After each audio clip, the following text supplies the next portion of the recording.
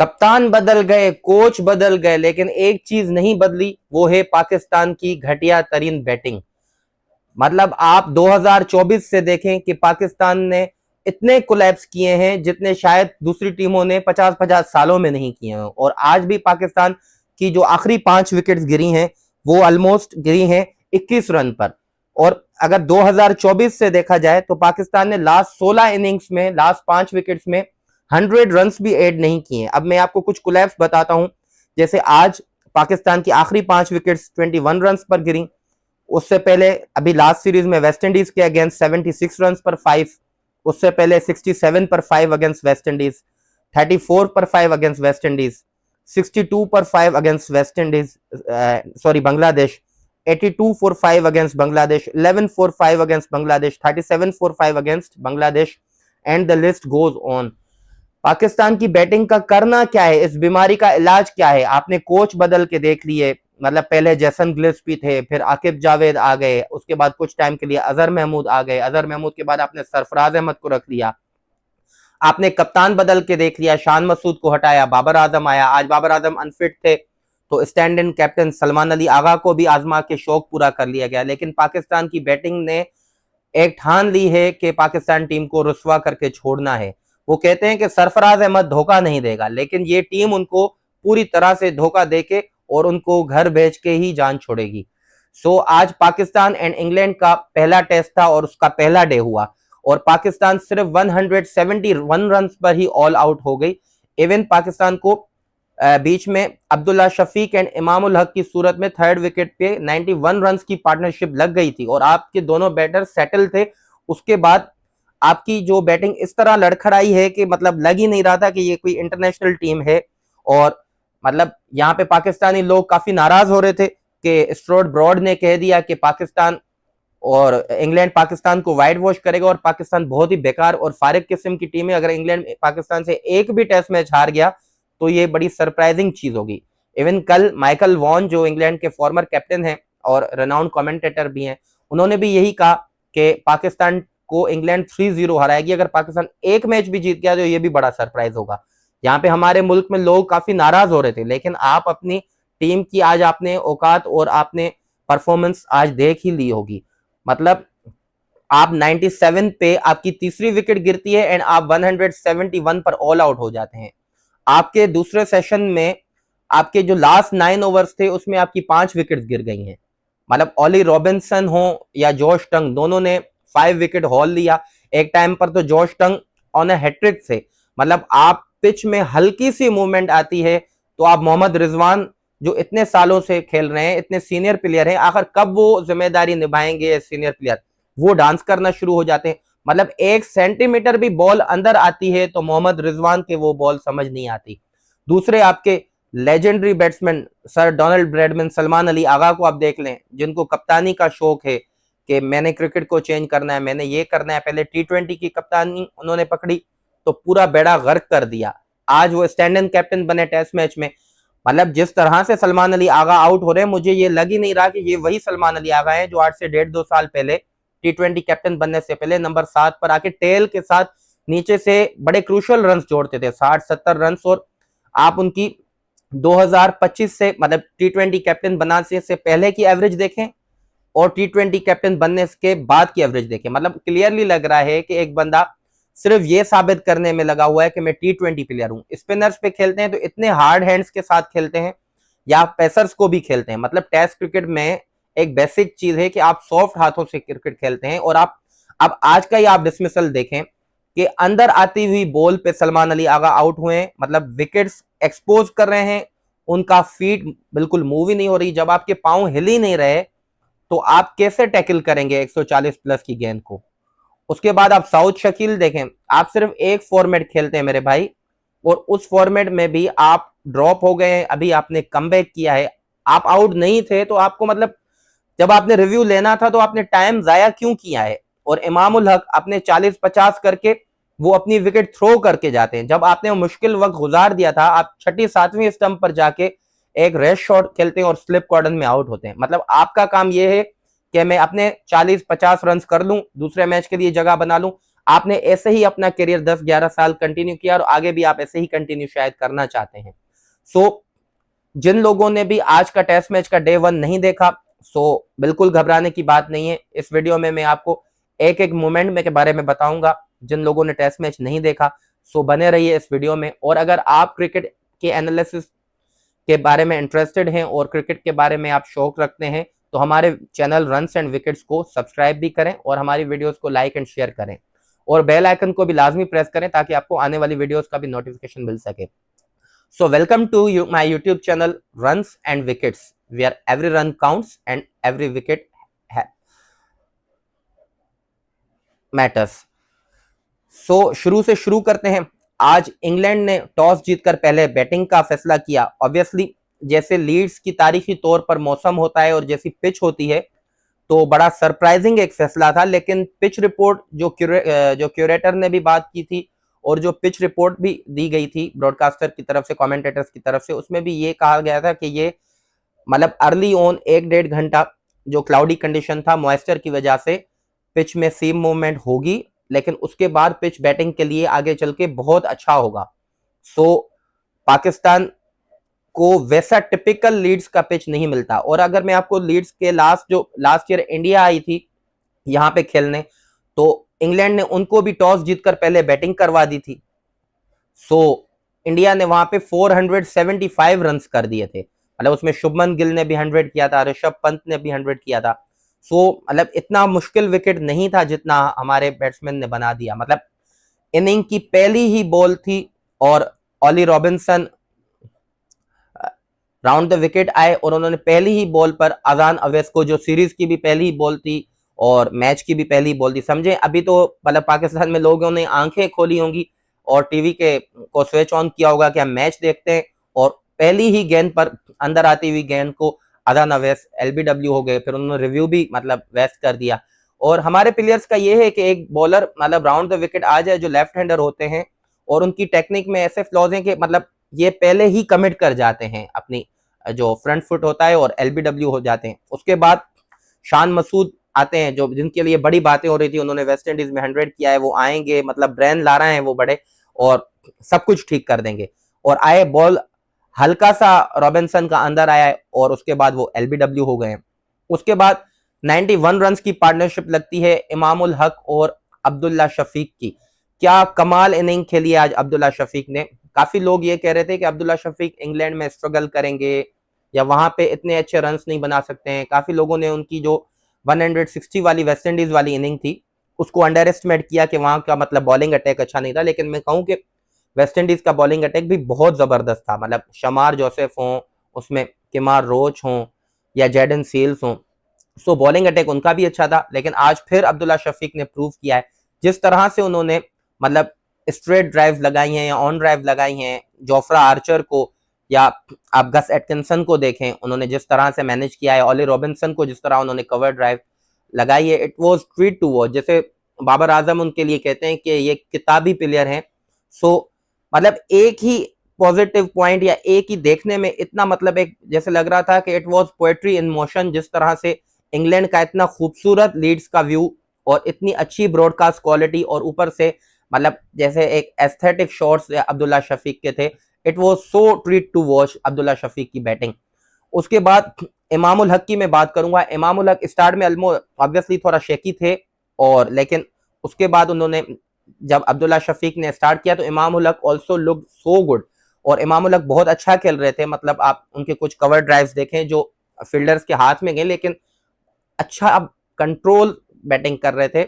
लेकिन इमामुल हक का यही है कि वो अपना 40-50 करने के बाद समझते हैं अब टीम में जगह बन गई है, so let's throw the wicket. उनका आप देखें ना, मतलब पाकिस्तान से बाहर उनकी सिर्फ 25 की एवरेज है। ऑलमोस्ट 30 टेस्ट मैचेस खेल चुके हैं। पाकिस्तान में उनकी 54 की एवरेज है, लेकिन पाकिस्तान से बाहर उनकी 25 की एवरेज है। अब वो इंग्लैंड में थर्ड टेस्ट मैच आज खेल रहे थे। इवन वो 2018 में भी लीड्स में खेल चुके हैं, और इंग्लैंड की सरजमीन में ये उनका जो 42 का स्कोर था, ये हाईएस्ट स्कोर है। सो मतलब इमामुल हक को जब भी स्टार्ट मिलता है, आपने ऑस्ट्रेलिया की सीरीज में 2023 वाली में देखा होगा, पर्थ में भी उनको इतना अच्छा स्टार्ट मिला, लेकिन वो अपनी विकेट थ्रो कर देते हैं। मतलब आप अगर ये सोचे ना कि इमाम को बॉल बहुत अच्छा पड़ा है, अब एक बॉलर राउंड द विकेट आ रहा है 140 प्लस उस पे, और छठी सातवीं स्टंप पर आपको बॉल कर रहा है। सो आप लीव करते आ रहे थे तो आप लीव कर देते, हल्का सा बॉल की मतलब लेटरल सीम मूवमेंट हुई है और इन्होंने ड्राइव करने के लिए गए और फिर सेकंड स्लिप में हैरी ब्रूक ने कैच पकड़ा है, और उसके बाद खुद से ही मतलब वो मतलब नाराज हो रहे थे और जोर से बैट मार रहे थे। लेकिन आपने इतना मुश्किल टाइम जहां पे मतलब ओवरकास्ट कंडीशंस थी, बॉल्स की अच्छी खासी सीम मूवमेंट हो रही थी, वो आपने गुजार दिया था। अब टाइम था कि आप उस स्टार्ट को कैपिटलाइज करते, और पाकिस्तान टीम जो अभी आज 171 पे आउट हुए, अगर इमाम आउट नहीं होते और ये पार्टनरशिप 50-60 रन और जाती तो शायद हम अच्छी और कंफर्टेबल पोजीशन में होते। उसके बाद साउथ शकील आते हैं।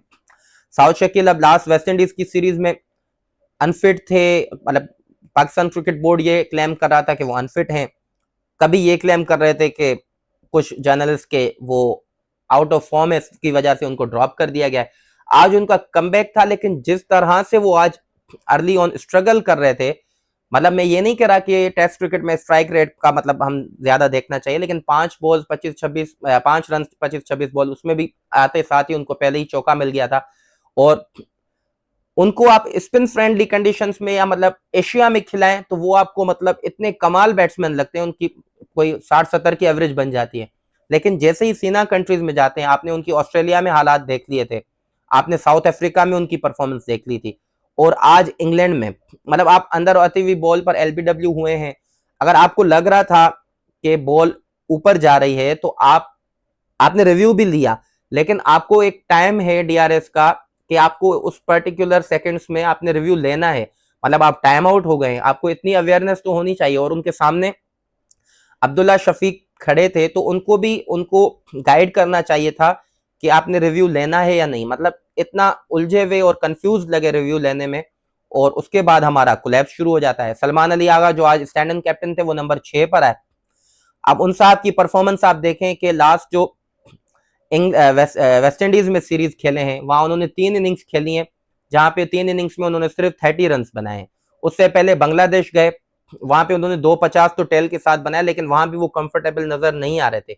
उससे पहले आप जब वेस्ट इंडीज हमारे घर पे आई थी, वहां भी 4 इनिंग्स में ऑलमोस्ट उन्होंने 40 रन बनाए थे। जब से उन्होंने T20 की कप्तानी पकड़ी है, और लोग भी उनके पीछे पड़ गए कि वो T20 के प्लेयर नहीं, और मतलब सही है लोग के नहीं है, अब वो उनको गलत साबित करने के चक्कर में जो अपने उनके 2 मेन फॉर्मेट हैं वनडे और टेस्ट क्रिकेट, उसमें भी अपनी परफॉर्मेंस को खराब कर रहे हैं। अगर किसी को इस बात पे कोई शक है तो आप उनकी 2025 की और 2026 के स्टेट्स निकाल के वनडे और टेस्ट क्रिकेट के देख लें तो आपको अंदाजा हो जाएगा। अब आते हैं हम मोहम्मद रिजवान पर।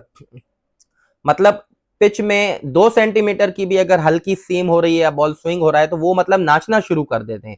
इतनी कोई पैथेटिक टेक्निक है अंदर आती हुई बॉल को, और मतलब इतना ऊपर से वो बल्ला लाते हैं जब बॉल मतलब 140 से ऊपर जाती है और अंदर आती है तो वो मैनेज नहीं कर पाते। मैं ये इसलिए नहीं कर, आज जब वो आउट हुए हैं ऑब्वियसली वो एम्पायर्स कॉल हुई और वो आउट नहीं था, नहीं होना चाहिए था, लेकिन आप अगर उनकी परफॉर्मेंस देखें मतलब लास्ट ये 7-8 टेस्ट मैचेस में, तो आपको लगेगा ही नहीं कि ये इंटरनेशनल लेवल से बिलोंग भी करते हैं। मैं भी बहुत ज्यादा पसंद करता हूं मोहम्मद रिजवान को, लेकिन जिस तरह की परफॉर्मेंस इनकी जा रही है एंड जिस तरह से पाकिस्तान क्रिकेट बोर्ड के जो बड़े हैं आकिब जावेद या माइक हसन वगैरह, जिस तरह वो उनके पीछे पड़े हैं, पहले उनको T20 से निकाला, उसके बाद वनडे से साइड किया, अगर यही चलता रहा अगली इनिंग में भी वो रन नहीं कर पाए तो यू नेवर नो कि दूसरे टेस्ट मैच में आपको उनकी जगह गाजी गौरी खेलते हुए नजर आएंगे। उसके बाद तो कुछ बचता नहीं था। अब अली उस्मान, यहां से टेल शुरू होती है। अली उस्मान जिनके डोमेस्टिक क्रिकेट में 100 भी है, 550 भी है, मतलब दुनिया की आप टेल को देखें, जिम्बाब्वे की टेल को देखें, इवन वेस्ट इंडीज की टेल को देखें कि अभी लास्ट सीरीज में शमार जोसेफ आके हमें 4-4 छक्के ओवर में लगा रहे थे, और हमारे प्लेयर्स की टेल मतलब आप ज्यादा नहीं, आप मतलब 10-12 ओवर 15 ओवर तो आप क्रीज पे स्टे करते हैं, शायद 20-25 रन और ऐड हो जाते हैं तो हम मतलब 200 के मार्क में अंदर आ जाते। अली उस्मान के डोमेस्टिक में 550 है, 100 है, लेकिन यहाँ पे वो लग ही नहीं रहा था। मतलब हमारी डोमेस्टिक की क्वालिटी भी ऐसी है कि जिस बंदे ने वहां पे 100 किया हुआ है लेकिन यहाँ पे वो ऐसे एक्सपोज हो रहा है, सो मतलब अजीब ही मतलब वो देखने का नजारा था। उसके बाद आप खुरम शहजाद देखें, उनको भी शायद अफरीदी बनने का शौक लगा हुआ था। जब आप देख रहे हैं कि टीम की इतनी मुश्किल हालात है, अगर 20-25 रन भी हम और ऐड कर देते हैं तो शायद बॉलिंग में हमें ही एडवांटेज होगा, लेकिन वो भी मतलब ऐसे मारने गए। उसके बाद लास्ट में जिस तरह से अब्बास ने विकेट्स को एक्सपोज करके विकेट दिए, सो ऑली रॉबिन्सन ने एंड जॉश टंग ने आज 5-5 विकेट्स ली हैं। लेकिन यहाँ पे मैं बात करना चाहूंगा, पहले मतलब चारों बॉलर्स की बात करूंगा। इंग्लैंड ने आज स्ट्रेट अवे 4 फास्ट बॉलर्स के साथ गए और उन्होंने कोई स्पिनर अपनी टीम में नहीं रखा है। डैन लॉरेंस जो है वो पार्ट टाइम स्पिनर हैं जो ऑफ स्पिन कर सकते हैं, ऐसे ही आई थिंक जॉ रूट भी ऑफ स्पिन पार्ट टाइम कर सकते हैं, लेकिन वो ऑल आउट पेस अटैक के साथ गए क्योंकि उन्होंने पिच को अच्छा रीड किया है और उनकी परफॉर्मेंस ने साबित भी किया है। पहले मैं जोफ्रा आर्चर की बात करूं, आज जोफ्रा आर्चर मुझे बॉलिंग में बिल्कुल ही इंप्रेसिव नहीं लगे। देखें जिस पेस से जोफ्रा आर्चर बॉलिंग करते हैं 145, 148, 150, तो वो आगे पिच करके बॉल करते हैं। और पाकिस्तान के जो बैट्समैन हैं, अगर जोफ्रा आर्चर उनको आगे पिच करेंगे मतलब गुड लेंथ पर या फुलर लेंथ पर, तो उनके पांव भी नहीं हिलेंगे। लेकिन जोफ्रा आर्चर की जो लेंथ थी आज काफी पीछे, मतलब बैक ऑफ द लेंथ या शॉर्ट बॉलिंग कर रहे थे, जिसकी वजह से आज उनको विकेट्स नहीं मिले। मतलब आज मुझे काफी रस्टी नजर आए जोफ्रा आर्चर। उसके बाद गस एटकिंसन की भी मैं बात करूं तो वो भी मतलब 2 बॉल अच्छे कर रहे थे, लेकिन उनकी भी जो लाइन एंड लेंथ थी वो काफी वेवर्ड थे और मतलब ऐसे लग नहीं रहा था कि एक लेंथ पर, मतलब जैसे बॉल, जैसे आप वेस्ट इंडीज सीरीज में आपने जेडन सील्स को देखा होगा कि वो एक ही लेंथ पर बॉल करे ही जा रहे हैं, करे ही जा रहे हैं, उधर से अंदर बाहर निकाल रहे हैं। वो मुझे, जैसे आज इंग्लैंड में रॉबिन्सन, और यहाँ पे मैं बात करना चाहूंगा कि मतलब जो बॉलर्स थे ऑली रॉबिन्सन के अलावा, जॉश टंग हो, गस एटकिंसन हो, वो इमीडिएटली 2 दिन पहले दी 100 लीग खेल रहे थे और उन्होंने आए, जैसे जॉश टंग ने आते ही 5 विकेट्स लिए, मतलब T20 क्रिकेट से टेस्ट क्रिकेट में आए हैं और जिस तरह से उन्होंने एडजस्ट किया है, it was treat to watch. और जॉश टंग ने क्या कमाल तेज बॉलिंग की है। मतलब उन्होंने इनिशियली उनको 5, 5.5, 6 की इकोनॉमी से रन्स भी पड़ रहे थे, लेकिन वो काफी ब्रेव बॉलिंग कर रहे थे और अपनी लेंथ पे ट्रस्ट कर रहे थे और एक लेंथ पर, अटैकिंग लेंथ पर बॉलिंग कर रहे थे। इवन पोस्ट जो डे में उनका जॉश टंग का इंटरव्यू हुआ तो उन्होंने यही कहा कि मैं 100 से फौरन इधर आया, और ऐसे गस एटकिंसन का भी यही था, लेकिन मैंने अटैकिंग लेंथ पर बॉलिंग की, मुझे रन्स बहुत पड़े, लेकिन उसका मुझे रिवॉर्ड भी मिला, उन्होंने 5 विकेट्स भी ली। और ऑली रॉबिन्सन एक ही जगह पर मतलब बॉल को अंदर भी ला रहे थे, बाहर भी ला रहे थे। मतलब जिस तरह से उन्होंने अब्दुल्ला शफीक को प्राइज विकेट लिया, मतलब 38 ओवर में उन्होंने अब्दुल्ला शफीक को मतलब पूरा सेटअप करके आउट किया है कि 38 ओवर में, कि एक गेंद उन्होंने बाहर निकाली और कीपर आगे ले लिया था बिल्कुल स्टंप्स पे, और अचानक दूसरी गेंद उन्होंने अंदर लाई जिसपे अब्दुल्ला शफीक के बैट एंड पैड में काफी गैप था और वो बोल्ड हो गए और बहुत ही कमाल बॉलिंग की है। मतलब उन्होंने आज उनकी 500 फर्स्ट क्लास विकेट्स भी कंप्लीट हुई हैं 21 की एवरेज पे और इतनी कम एज में। सो इंग्लैंड को एक ऐसा टैलेंट मिला है जेम्स एंडरसन के बाद या स्टुअर्ट ब्रॉड के बाद। मतलब अभी आप देखें कि जोफ्रा आर्चर भी जिस एज में है और मार्क वुड भी मतलब फिटनेस का शिकार रहते हैं, तो रॉबिन्सन एंड जॉश टंग, इनको ऐसे बॉलर्स मिले हैं जो आगे 10 मतलब 5 या 10 साल इनका बॉलिंग अटैक को टेस्ट क्रिकेट में लीड कर सकते हैं। उसके बाद इंग्लैंड बैटिंग करने के लिए आती है, उनके ओपनर्स बेन डकेट एंड एमेनुअल गे आके इनिंग का आगाज करते हैं। तो अर्ली ऑन ही मोहम्मद अब्बास उनको एलबीडब्ल्यू कर देते हैं बेन डकेट को, लेकिन वो भी एम्पायर्स कॉल हो जाता है। लेकिन आज एम्पायरिंग की क्वालिटी भी काफी मतलब पैथेटिक रही है और मतलब जहाँ पे दो, मतलब आप मोहम्मद रिजवान की विकेट देखें या बेन डकेट का एलबीडब्ल्यू देखें, वो एम्पायर्स कॉल पे मतलब विकेट नहीं गिरी, सो जिसने पाकिस्तान को काफी नुकसान दिया।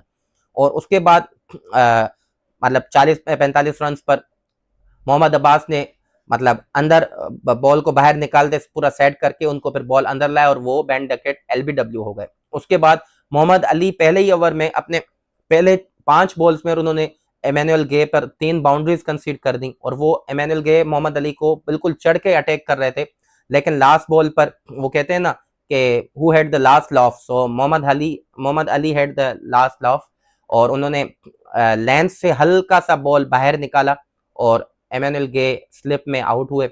उसके बाद जॉर्डन कॉक्स नंबर 3 पर आते हैं, जॉ रूट कैप्टन नंबर 4 पर आते हैं। अब जॉर्डन कॉक्स ने पूरी इंटायर अपनी जो डोमेस्टिक की हिस्ट्री में या काउंटी क्रिकेट में सिर्फ एक ही इनिंग नंबर 3 पर खेली है। सो इट वाज सरप्राइजिंग के नंबर 3 की पोजीशन पर जॉर्डन कॉक्स को इंग्लैंड ने बैटिंग करने के लिए भेजा, लेकिन उन्होंने भी काफी अच्छी बैटिंग की है।